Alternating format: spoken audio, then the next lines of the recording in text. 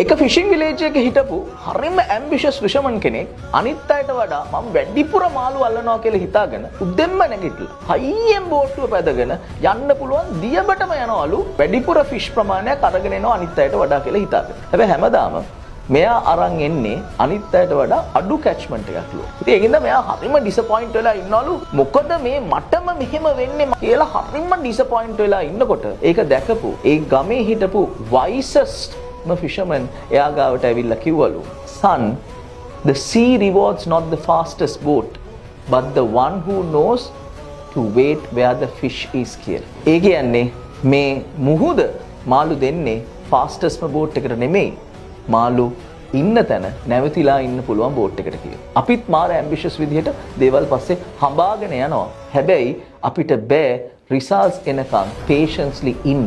ඔයා දන්නවනම් ඔයා කරන්නේ හරි දේ කියලා. results එනකන් එක තැන නැවතිලා ඉන්න. rush කරන්නේ නැතුව.